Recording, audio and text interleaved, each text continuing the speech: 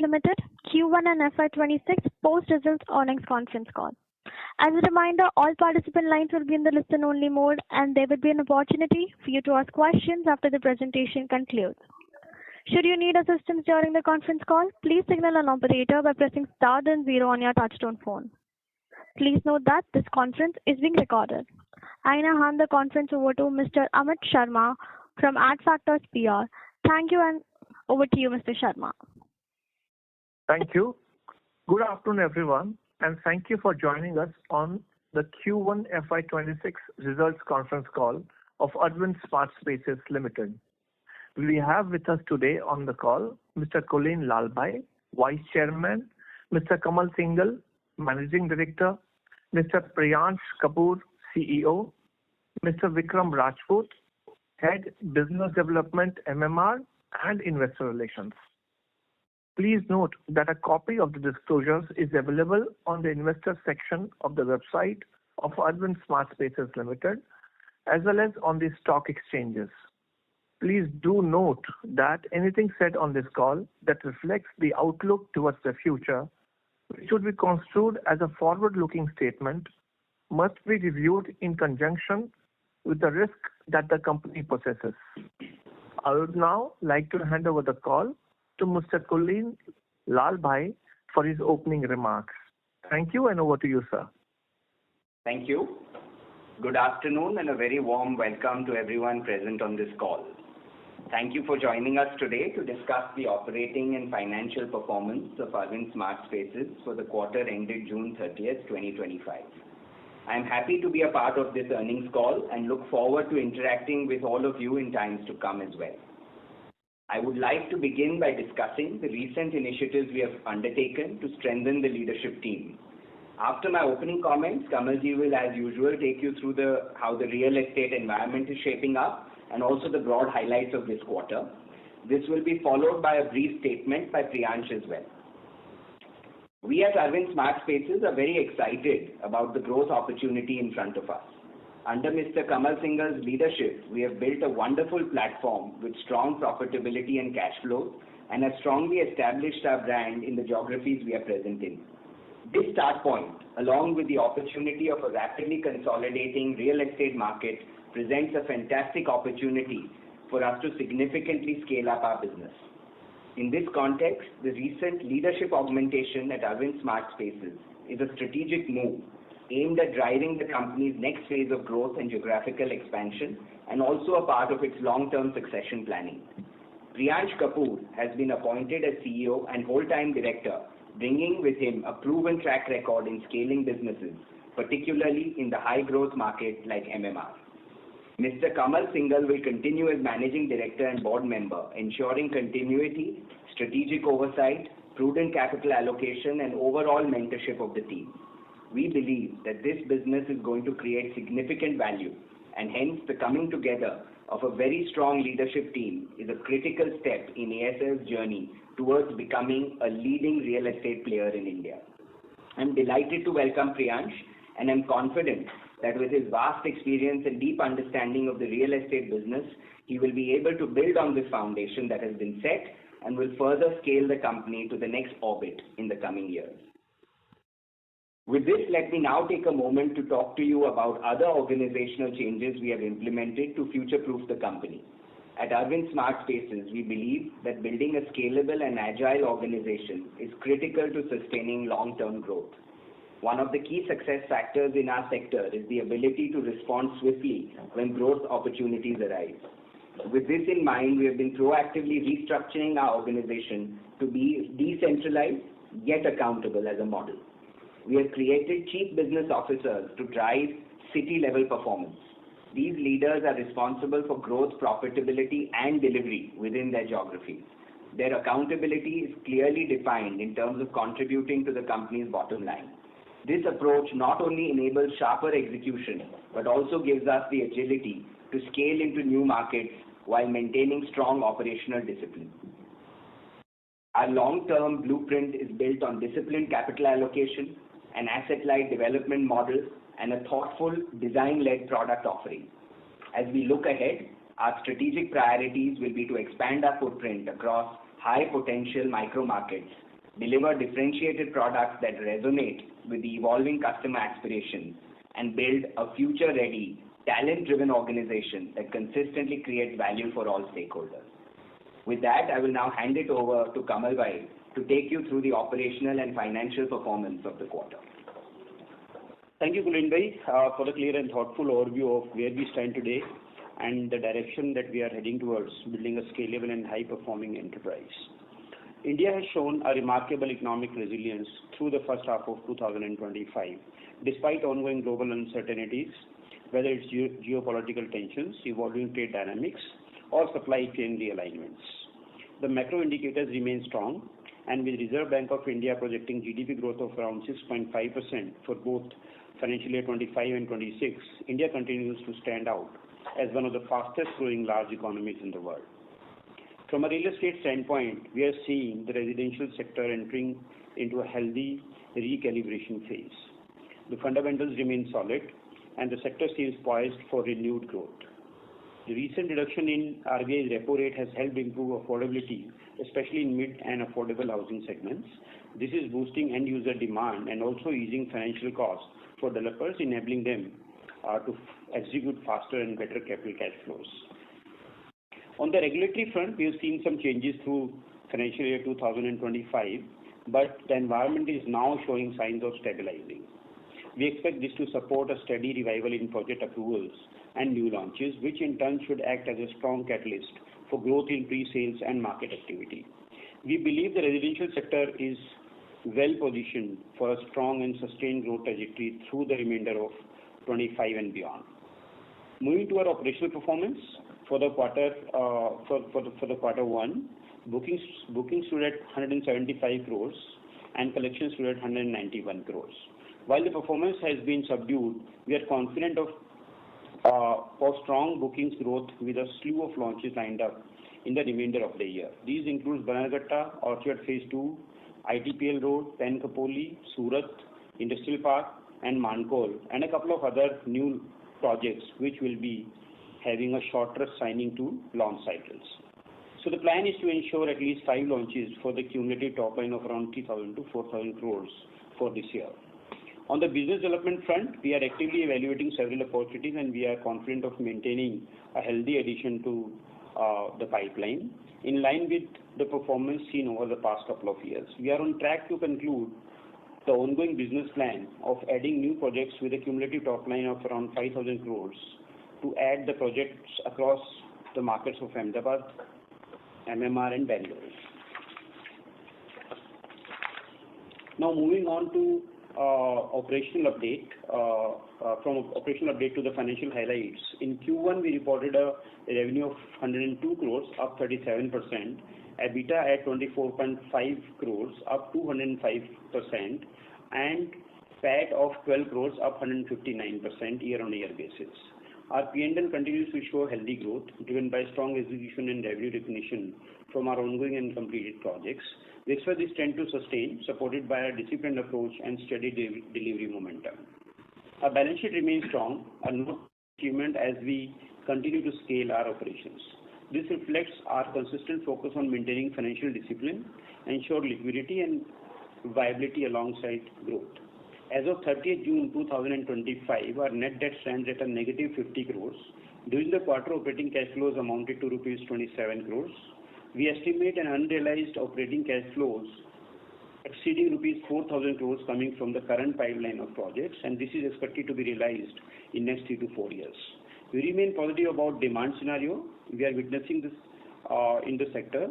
Lower interest rates, supportive government policies, and rising disposable income continue to support home buyers' demand. Over the medium to long term, we believe the sector will witness further consolidation in favor of organized players, driven by stronger execution, rising capital intensity, and improving cash flows. This is an opportunity we are well prepared to capture, backed by a healthy balance sheet, growing brand equity, and disciplined approach to our business development. Our strong launch pipeline for the year ahead makes us confident in our ability to deliver strong sales performance this year. I am delighted to welcome Priyans to ASL. I look forward to work closely with him as we move forward in pursuit of our corporate initiatives. All operational decisions will now be driven by him. From a strategic growth and diversification perspective, there are no changes in our plans. Our ambition to be a leading real estate company in the country remains very much in focus. Starting the real estate business at Arvind Limited and serving as MD and CEO at ASL over the past 15 years has been amongst the most fulfilling chapters of my 25 years journey at Arvind. As I envision my own role, I would like to focus more on strategic direction, business development initiatives, and other strategic initiatives of the company, making sure that the long-term perspective we are able to deliver our company's vision. With that, I'll now like to hand over the call to Priyansh. Thank you, Kulin and Kamalji, for a warm welcome and good afternoon to everyone. It is a pleasure to be part of Arvind SmartSpaces, a company with strong reputation in the real estate sector. I would like to thank Kulin Lalbhai, Sanjay Lalbhai, Kamalji, and the entire ASL board for trusting me with this leadership role. ASL is now well positioned to harness the full potential of its execution capabilities, a robust portfolio across key geographies, and the enduring strength of the group's brand and legacy. I look forward to partnering with the exceptional team at ASL to scale new heights and shape a bold, future-ready and talent-centric organization. Thank you, and now we can open the floor for questions. Thank you very much. We will now begin the question and answer session. Anyone who wishes to ask a question may press star and 1 on their touchtone telephone. If you wish to remove yourself from the question queue, you may press star and 2. Participants are requested to use handsets while asking a question. Ladies and gentlemen, we'll wait for a moment while the question queue assembles. The first question is from the line of Ishak from Axis Securities. Please proceed. Hi, good afternoon everyone, and thank you for the opportunity. I actually have a couple of questions from my side. First one being any changes in the pre-sales guidance that we have currently. Are we still going for a 25 to 30% growth for FY26, which is around 1690 crore? And similarly for FY27, do we still see a 2190 crore kind of pre-sales? Second would be related to the demand scenario. As we are seeing a lot of job cuts in the IT industry, do we see any changes in the demand coming from especially the Bangalore regions or probably the weekend home regions for Ahmedabad? Sure, Risha. So as far as pre-sales is concerned, we definitely see a growth which is more like 30-35% this year. As you are aware, we have normally been growing by this number, around 30% thereabouts in the past several years.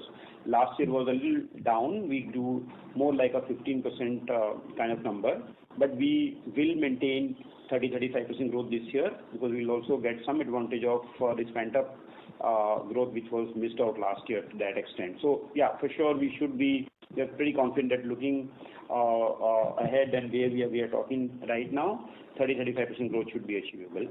On the second question, job cuts, etc. These are some of the macro trends which are emerging, which we are seeing. We have been seeing some of the other of these uncertainties in the last few quarters. But per se, we believe that India is on a very strong wicket vis-a-vis other peer nations. We are one of the fastest growing economy. We remain so with a very healthy margin, so to say. And basic factors, basic economic fundamentals remain very, very strong. So in the medium to long term, we don't see any significant worry on that part. But yeah, in the short term, few things will happen, and some aberrations, some calibrations and recalibrations will continue to happen. But we see this momentum to be quite widespread and quite deep, and hence there are no immediate worries that we see on the demand side. Okay, and sir, a last question would be on the operating cash flows trend.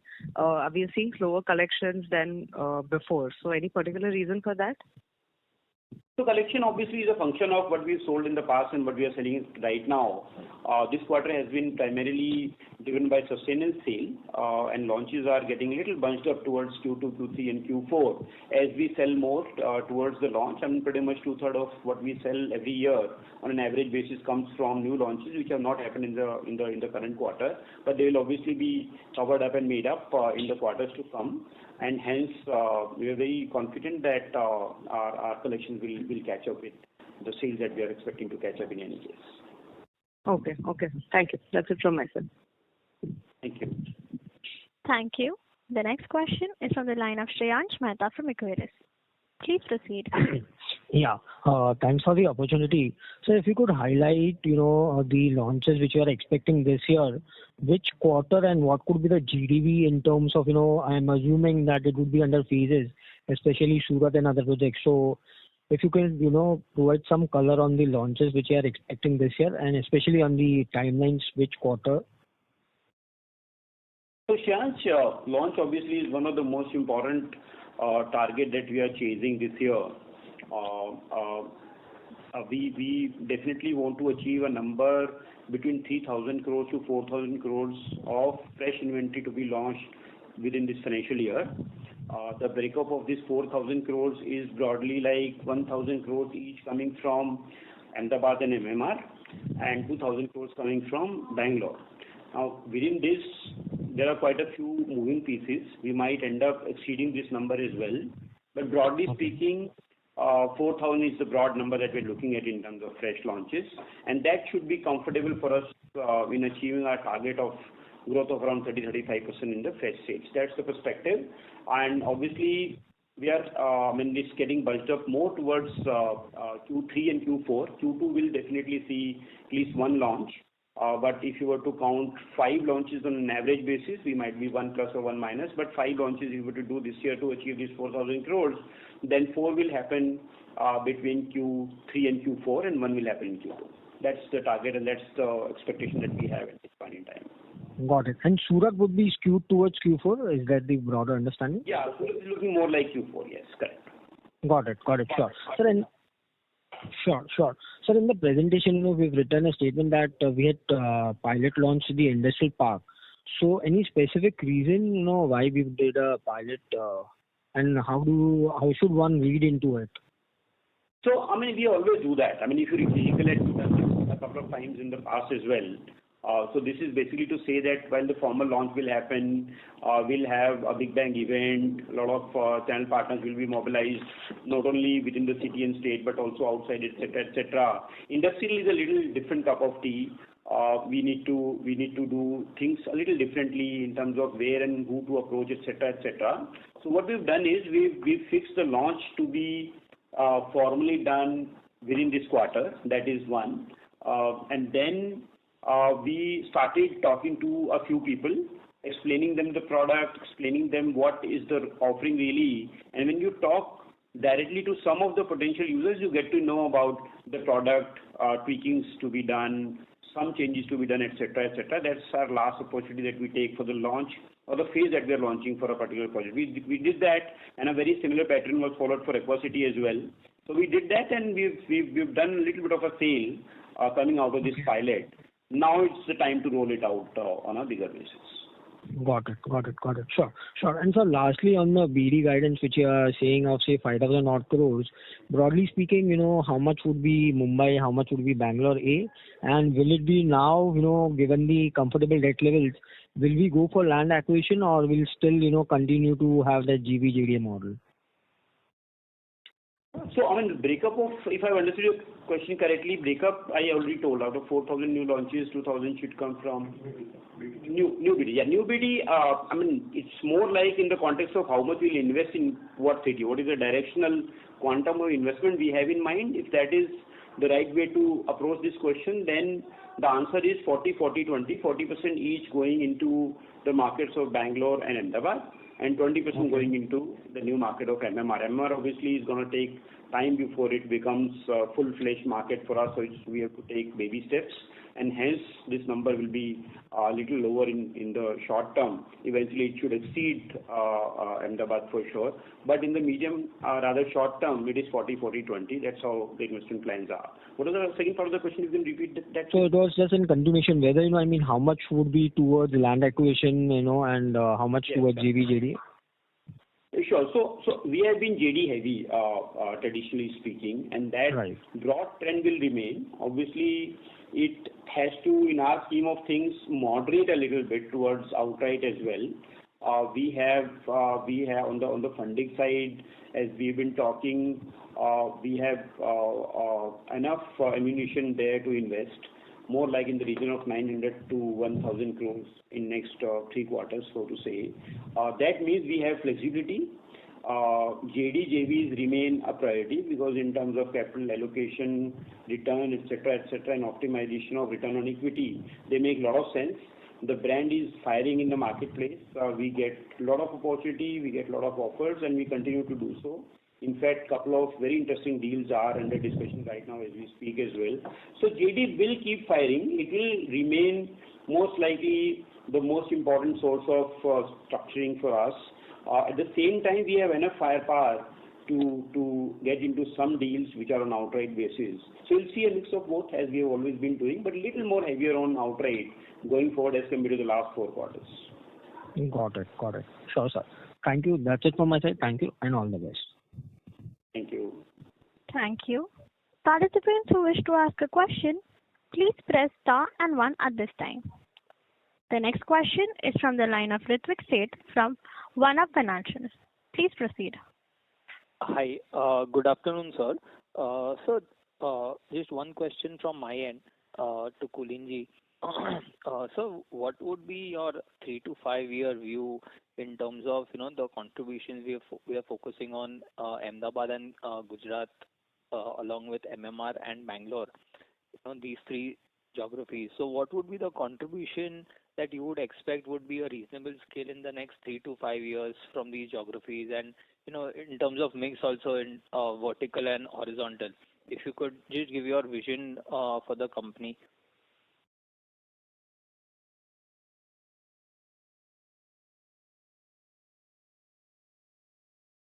Hello. Am I audible, sir? Yes, sir, you are audible. Can you hear me? Sorry, Can you hear me now? Yeah. Yes, sir. Yeah. Sorry. So as I was saying in the opening comments, I think we have a very bold ambition for this company. I think Arvind, in whichever businesses it operates in, tends to always be one of the leaders in both textiles and the fashion space. We are a top company in the top 3, top 5, and our ambition also in real estate will be to become a top 10 developer in the country. And that is why all the moves which we are making in terms of our organizational readiness, our talent density, our capital base which we need to deploy towards the growth opportunities, I think all of this is being aligned with that bold vision of becoming a leading player in the space. And I think the fact that we have also opened up Mumbai is kind of with that thought in mind, that there is a different kind of scale that the company has an ambition to reach. I think we have been talking about 30% growth in the last 5 years, and I think even on a much larger base, we intend to keep that kind of growth ambition and maybe even accelerate it a bit. So in the next 5 years, you will see us significantly increase our base in both Bangalore and Mumbai. Bangalore, of course, we have deep roots. We've been there for more than 10 years, and we are now in a position to, almost participate in every micro market of Bangalore, which means there will be large number of new project launches in Bangalore, and the next 5 years will also see us seed Mumbai. As a company, our DNA has always been to lay the foundation first, so we don't sprint into markets. We go step by step, understand them deeply. We've been a company where, profitability and focus on cash flows has been the mantra. We are never going to leave that mantra. That has been our strength in the past, and it will remain our strength in the future. So in a sense, we are going to augment the scale significantly, but keep the DNA still focused on profitability and cash flows. And I do believe the next 5 to 10 years should be the most exciting of the company. Sure. And sir, in terms of your group time commitment, where would Arvind SmartSpace be versus the overall other companies that you would also be managing? So, if you can give us some color on that. And incrementally, is that incremental time and energy is going towards Arvind Smart, or it is the similar across the group companies as we've seen before? No, I mean, you will see, all the moves which we are making are clearly not a business as usual way of taking decisions. As a promoter group, we have identified this company as being a very special opportunity. We believe that it can become one of the biggest companies in the group overall. And that is why, from a commitment of capital and time, and more importantly, the inputs that are being put into the business, all of them have been thought through to ensure that we really capitalize on the opportunity, not look at it as just one more interesting business, but look at it as a business which can significantly scale. In fact, in terms of the capital that will be deployed in this business over the next 3 years will be the largest in the entire group. And that kind of gives you an indication of how the asset base is going to compound. So we are taking this very seriously, and a lot of time, focus, energy, and all the right inputs we will put to ensure that the opportunity gets converted into reality. Right. Okay. Thank you. And just one more question to Priyank. Hello, sir. Just one question. Where do you see and what is your vision for Arvind SmartSpaces in next 3 to 5 years? And when you've seen your previous firm growing from sub 2,000 crores to today 30,000 crores. So what kind of excitement brings to you for similar trajectory over the next decade or so for Arvind Smart? Thank you, Ritik. Very interesting question. And I think just, in fact, building on the answer that Kulin mentioned, so we are all very excited about this opportunity the platform presents. And I think Arvind brand has a huge legacy. Real estate is moving towards branded players, so we see a lot of synergy coming our way. Like Kulin mentioned, we are trying to be in the top 10 developers. That is our medium-term goal in terms of what we are trying to work towards. I don't want to put a specific 3 to 5 year plan to it, but I think that is what we are working towards. We want to scale meaningfully, but at the same time continue to focus on profit as well as cash flow as the key metric, and of course looking at building a fairly large business in the 3 markets that we have currently identified. Okay. Great, sir. All the best and thank you. Thank you. The next question is from the line of Dhananjay Mishra from Sunidhi Securities. Please proceed. Yeah, thanks for the opportunity. Am I audible? Yes, sir. You're audible. Yeah. So in MMR region, how do you see this society redevelopment business? I mean, because a lot of other players are looking at, because there is no outright land availability, lack of land availability in this MMR region. So a lot of other players are entering into this space, and it is equally asset light. So how do you see these market for the Arvind Smart perspective, and also do we have a team who are good enough to deal in this market? Sure, it's a very good and important question to answer.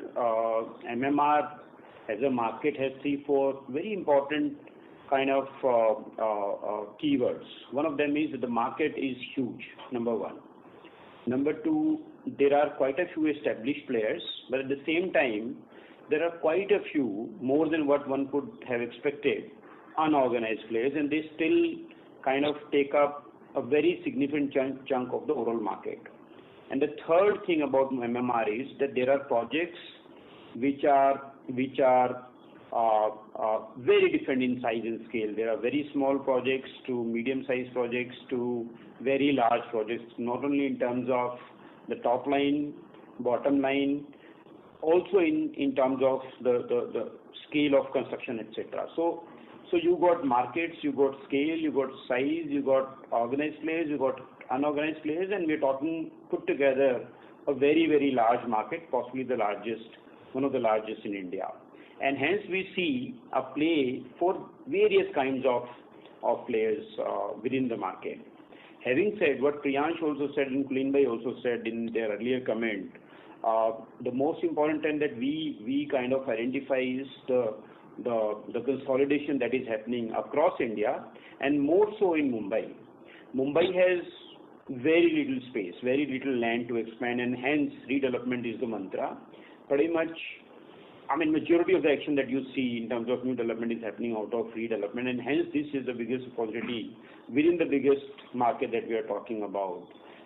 We clearly see a very important niche for us as a brand, as a company, with a very strong Gujarat connect and a very, very strong Gujarat-oriented demand in that city makes us getting our pace a little better than many others. The brand has a very strong resonance. It is known, it is identified, and it is associated with all the kind of positives in terms of legacy, etc. And when it comes to micro markets, I was surprised to see many of the large micro markets where redevelopment space is pretty much 90% still occupied by unbranded players in this market, and hence a very, very big opportunity still remains untapped when it comes to organized players. So despite competition, despite a lot of players now jumping into this market segment, we see a lot of scope still untapped for the organized players like us, and hence a clear niche and opportunity. Yeah, thank you, and all the best for your future. Thank you. Thank you. The next question is from the line of Amit Srivastava from B&K Securities. Please proceed. Yeah, hi. Am I audible? Yes, sir. Yes, sir. Yeah. Thank you very much for the opportunity. My first question is to Kulin Bhai. So basically, he highlighted given a good roadmap for the next 5 years to 10 years. And as we are trying to position ourselves in top 10 players or a well-known name in a real estate market, so just wanted to understand that in the process, what are the changes which we can feel are going to witness? Today, we are still have done a reasonable scale, but still our positioning is towards more plotted second home kind of positioning. So can this business model will shift towards a more luxury, more premium, or more main market kind of positioning? And now we'll be slightly going ahead positioning in a MMR market, which is a large market, or Bangalore, the positioning will much increase versus Ahmedabad, where some kind of restriction can come. Or we can maybe scale up much more in Ahmedabad itself in a bigger way. How the things will change over the next 3 to 5 years looking at the business metrics? Yeah, thanks for that question. I think the first thing I'd like to highlight is how the last decade of exceptional kind of work in building a very profitable business model allows us to now have the dream that we are having. I think the way in the last 5 years we have been able to, identify opportunities and scale up the business, that is now driving an incredible growth in our operating cash flows. So the reason we are going to be investing 1,000 crores a year is actually a function of the platform now achieving the scale, and we are able to now reinvest at this scale. So the first highlight I would like to make is the next 5 years look very different because of the hard work that has happened in the last 5, where we now have a right to play, a right to bet, and much bolder and bigger. Second big theme, which is going to be there in the next 5 years, unlike the past 5, is that we have 2 extremely large markets outside of Gujarat where we can really go deep. And Bangalore is a market we really like. It is a market which has a very vibrant middle class, which is the space we play in. And we have learned that city and established our roots there very well in the last 10. So with this now ability to deploy much larger capital, accelerating Bangalore is a very natural thing for us. We understand Bangalore very well, and we are confident of launching multiple projects. In fact, Bangalore has been a vertical first city for us. It's not been horizontal rich. Horizontal has been a larger part of our overall mix because Gujarat has historically been the larger part of the mix. So as we double down on Bangalore, it's actually just scaling up what we know how to do well, which is the vertical design-led product, which is delighting customers in Bangalore. And Mumbai will be, as I mentioned earlier, seeded in a very smart way. We do believe the brand resonates with the Gujarati community in Mumbai in a very unique way. and we want to bring both our second home horizontal capability, where I believe the company is very, very strong, and the redevelopment capability which we will build to provide, as Kamalbhai said, a new niche and carve out a new niche for ourselves in the Mumbai market. So the second big transition that you will see in the company is how the share of non-Gujarat will go up. The third shift, which is linked to the second shift, will be kind of vertical, being much more as a mix, because naturally the two markets we are talking about scaling up are going to be vertical first. So as a natural kind of outcome of these two cities going up, you will see the vertical mix going up. And as Kamalbhai mentioned, since we are going to be deploying broadly 1,000 crores a year, you will see much more capital of our own at play, which means the outright component in the overall business model will go up. So I think these are some of the things you should look at. And as we are going to become a 3-city model, we have structured our company to reflect that reality. So we will have 3 empowered leaderships and companies with a very strong central kind of role, and that complementarity of strong city leadership with a very strong backbone of the center is what we feel will allow us a great combination of agility as well as controls. Okay, it's really helpful. Just to add into that, so can we expect gradually our business model in terms of from asset light model will slightly going towards a more capital intensive, given more ownership will happen, more vertical side will happen? I think, as Kamalbhai said, we will remain still JD intensive, which means as a percent, JD will still be larger than outright. But today's JD percentage will probably be going down, and the outright percentage will be going up. Okay, great, helpful, sir.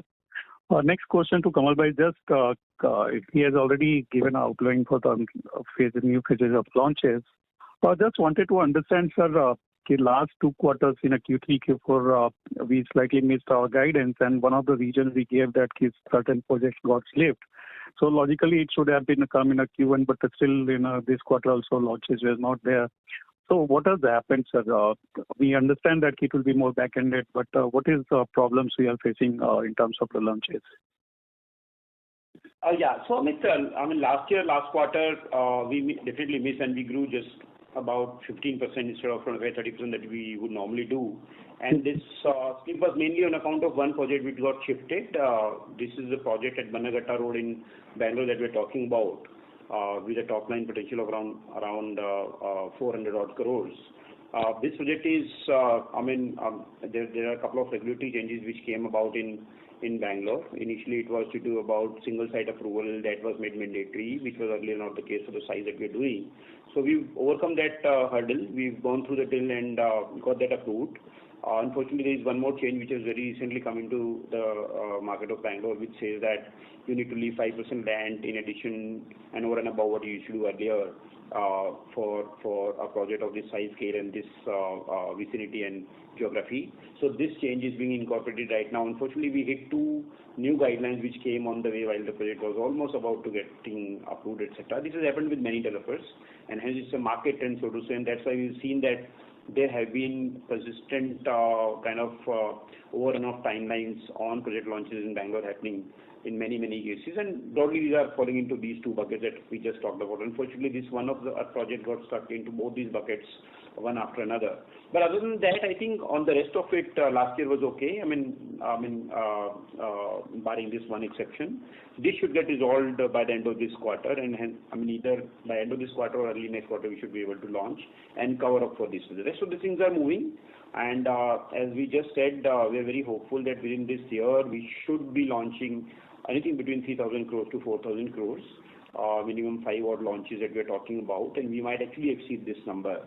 And once that is done, we obviously will show a very healthy growth in terms of fresh sales. We'll not only do our normal 25-30% growth, we should also do a little more than that because we are also hoping to cover up on the missed launch that we just talked about last year.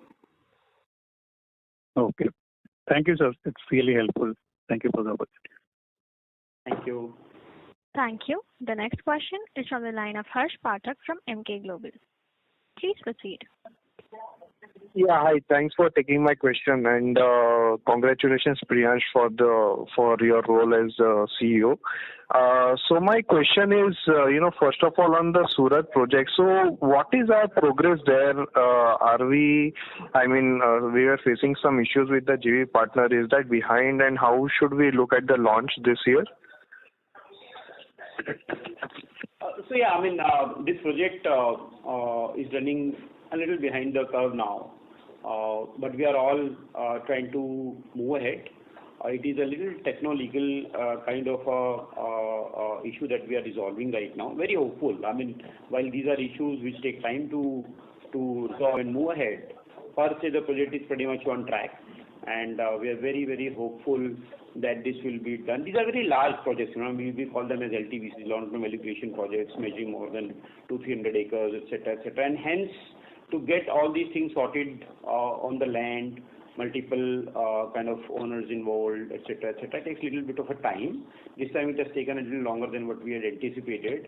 But the good news is that this project is on track. We are very hopeful of entering Surat in a very big way. This is a very decent size, rather large size project that we'll be starting with, and hence extremely excited about this project as a company, as a group here. But we should be able to move ahead on this pretty soon. So, since the launch is scheduled for this year, Q4, in case if the legalities don't get resolved, if the project slips to the next year, so do we still remain confident with the 30 to 35% growth guidance that we are given for this year? So when we say 3,000 to 4,000 crore rupees of launch, it will have some inbuilt flexibility, some margins, etc., etc. So if we have 6 to 7 projects to launch, we'll plan for 5 this year. And hence, any individual project slipping does not necessarily jeopardize the overall kind of target that we are chasing. So we should still be in a decent position. But yeah, of course, it all depends upon the size, scale, and number of launches that we're able to achieve at the end of the year. But generally speaking, we would have some inbuilt margins and inbuilt kind of flexibilities within our plans. Okay, understood. And sir, when is the Khopoli project plan launched? Launch plan in this year or the next? Most probably end of this year, before the year. Okay. Year. So are we facing any NGT problems there, because this is the case which we are seeing across MMR? So is that the case for this project, and how are we placed there? No, there are no NGT issues here. This land is pretty much in an area which otherwise is an area where environment clearances, etc., are all happening. Even zoning wise and otherwise, we are pretty comfortable. All the processes are on right now as we speak: approval, conversion, environment, etc., etc. We don't anticipate and see any known issue at this point in time, and hopefully we should be able to launch this before this year ends. Sure, sir. Understood. And sir, one last question from my side. So, like you explained regarding the redevelopment space in the MMR region. So, and with Priyansh also joining now, his focus has been more towards the MMR side in his earlier stints. So, how do we look at MMR now, and what kind of GDV additions can we look for during the current year and the next in MMR region? MMR, as I just said, it's a market we are seeding. We have generally been conservative when we enter into a new market. We took decent time before we established ourselves in Ahmedabad. Then we went into Bangalore, took baby steps. We would always prefer to walk before we run. That's what we've done historically, because we think that every market, every geography is a new business for us, and that's how we are going to be taking Mumbai also in that sense. But Priyansh entry into the business changes quite a few of these dynamics, because we strongly believe that Priyansh knows these markets for a very long time. He's delivered scale there. He understands the nitty-gritties, and hence addition of Priyansh and his joining and leading the team will change quite a few dynamics as far as scaling up and speeding up of MMR as a market for us. That should really, really help. In the very short term, we are allocating almost like 20% of our capex for this market, but this should get augmented very, very soon with Priyansh entering the entering and leading the team. Sure, sir. Fine. Those are my questions. Thanks a lot. Thank you. Thank you. Ladies and gentlemen, in order to ensure that the management is able to address questions from all participants in the conference, please limit your questions to 2 per participant. The next question is from the line of Ronald from ICICI Securities. Please proceed. Yeah, hello. Thank you for the opportunity, sir. Sir, on the launch pipeline front, like what I was assuming that around 400 crores would be sustenance sales and these 5 projects would be around 3,700 crores. So you would have to, sell almost about 30% odd in these projects to achieve that, target of 30% growth, which seems a very tough task, especially for NH47 Surat project, the 1,000 crore odd projects to sell, 30%, especially few projects are back-ended in Q3, Q4. Are you confident enough, to sell that much in a larger project when the launches are skewed more towards the end of the year?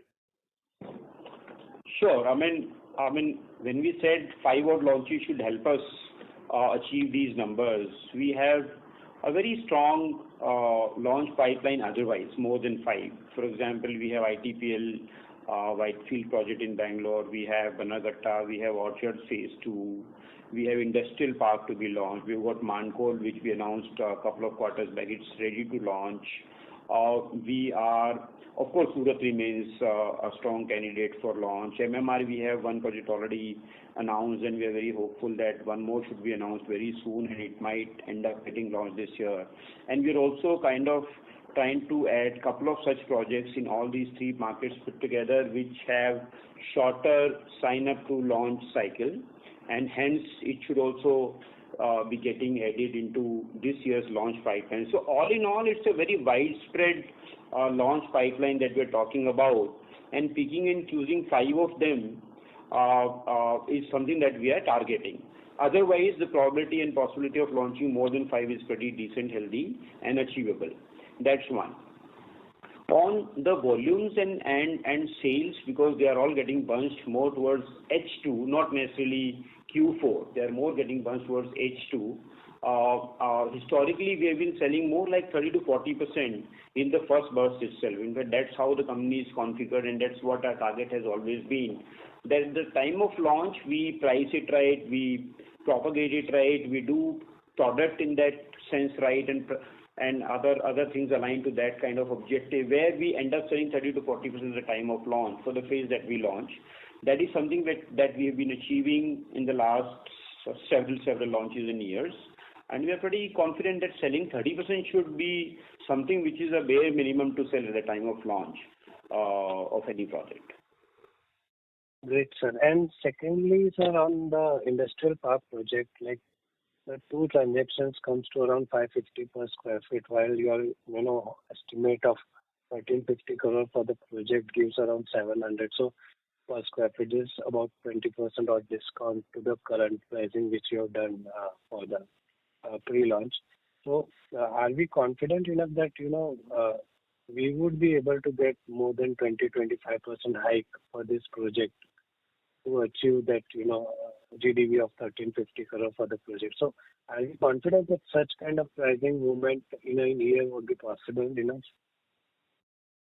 Yeah, I mean, I think we are a little more than 5,550 per square feet in this particular case where we've just started. Plus, this is just a pre-launch. And second aspect is that in our industrial park, there are quite a few concepts which are bringing to the market for the first time, and there are some very, very significant value add which will improve our top line and bottom line. One such example is the introduction of JLD, for example, in a private kind of setup, which is never offered or rarely offered by any private developer for industry. So we'll have inbuilt CETP, we are planning to have an inbuilt JLD, zero liquid discharge facility, which is normally not the case, and these value adds will significantly increase our realizations compared to the industry norm, etc. And hence, the guidance of 1350 is pretty much achievable. I mean, we are on track, and this is quite achievable. Thank you. The next question is from the line of Raj from Arja Partners. Please proceed. Hello. Hello. Yes, Yeah, sir. we can hear you. So the figures given in the PPT are our share or the overall share? Sorry, can you repeat the question, please? The figures which you have given in the PPT, it consists of only our share or it consists of the overall business, including the JD share? No, this is our share. So whatever is, you're talking about the 4,000 crore rupee something? That's the... Unrealized cash flows and all these things, yes. All the figures given in the This is our PPT. share. It consists of our share only, right? That is our Net share. of- Net of all expenditure, money to be paid to the landlord, JD share, JV share, etc. All excluding. To be retained by us, our share, yes. All right. And so if I do some calculations, so in the ongoing side, total unrealized sale will be around 5,300 crores. Am I right? Something around that. Could you tell us which slide you're referring to? I will just open and reconcile this number, yeah. I just calculated, see. Okay. So if you have calculated something, it will be good to connect offline with Vikram. I'm sure you will have Vikram's contact available, or you can take it from the conference and just get whatever clarifications you wanted. Otherwise, the presentation has many data. A lot of data, but you can get clarifications that you need.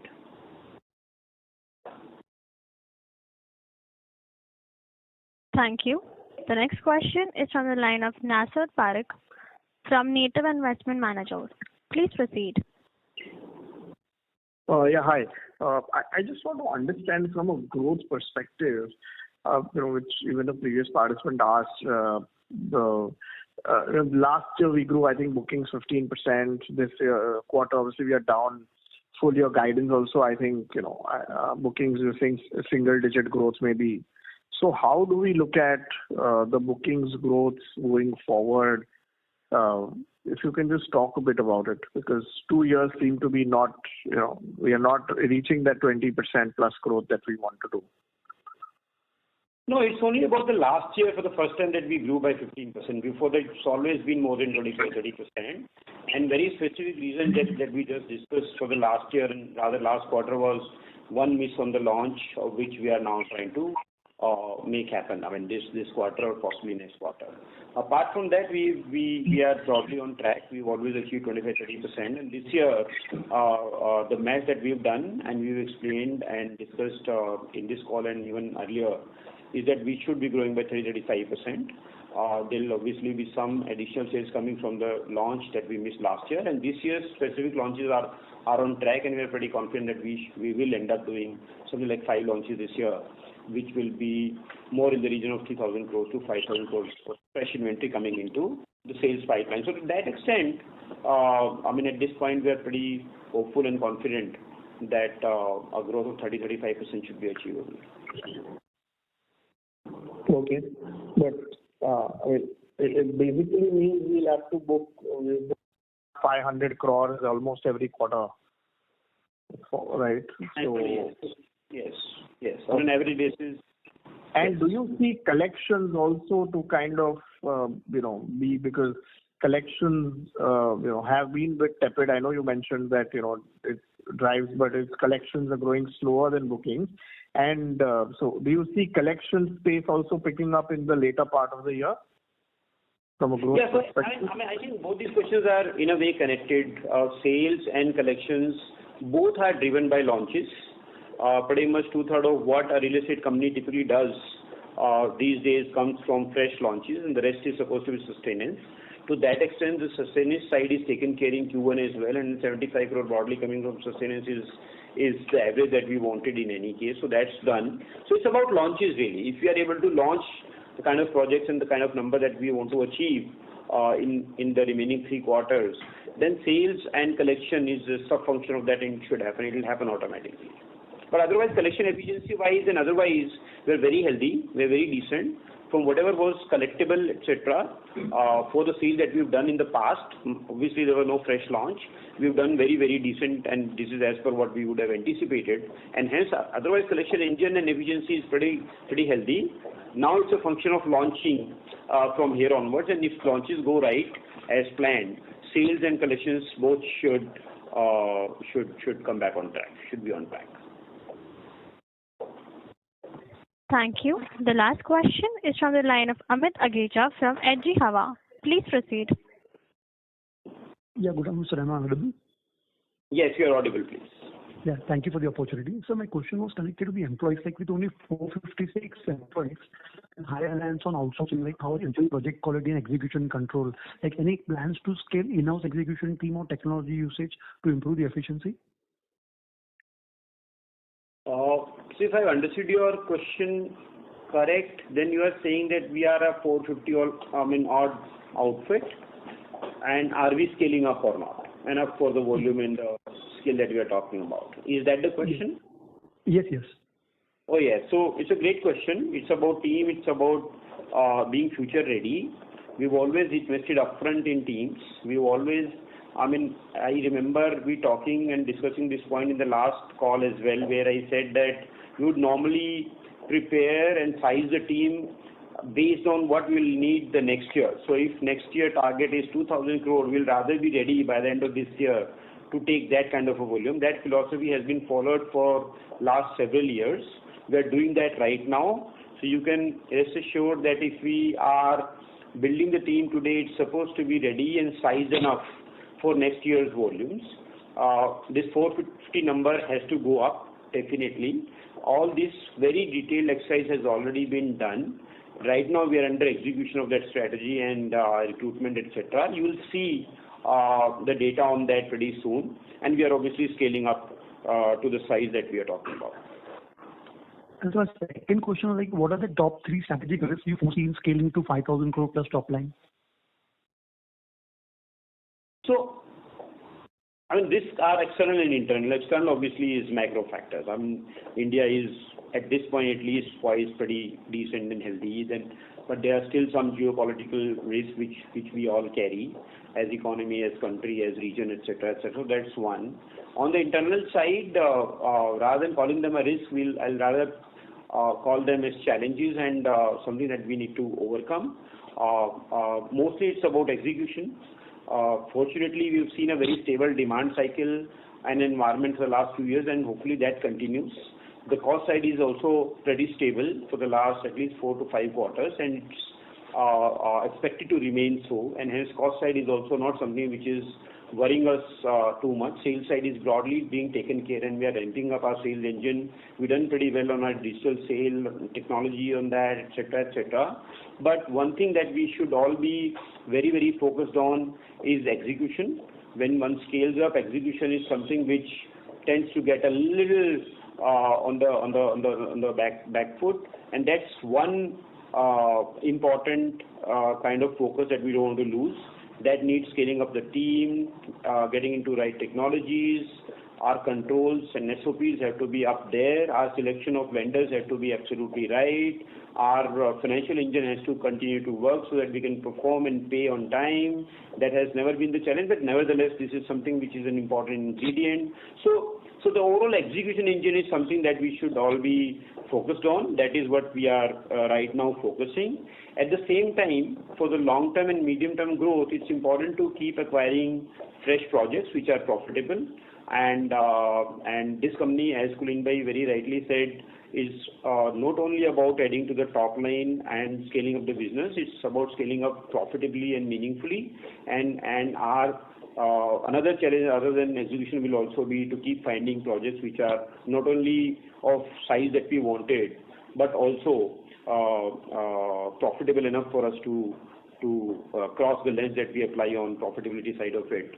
The third challenge, if I were to count one more, is to make sure that our entry and our establishment into the new market of MMR goes right. That clearly is an important piece in overall scheme of things. But there, the addition of Priyansh coming as a leader is obviously one step that we've taken, one of the most important steps that we've taken to make sure that we are prepared in advance to do that and achieve that in this very, very critical market going forward for us in that. So these are the 3 things that I'll be very focused on, or I'll say that the company needs to be very focused on. Thank you very much. Due to time constraints, that was the last question. I now hand the conference over to the management for the closing comments. Over to you, sir. Great. Thank you everyone for participating in this earnings call of Arvind SmartSpaces. I hope we have been able to address most of your queries. However, if there is anything missed out on any of your questions, kindly reach out to Vikram and he'll connect with you offline and clarify and give further information as may be required. Looking forward to interacting with you all in the coming quarters. Thanks again for your time. Thank you. Thank you. On behalf of Arvind SmartSpace Limited, that concludes this conference. Thank you for joining us, and you may now disconnect your lines.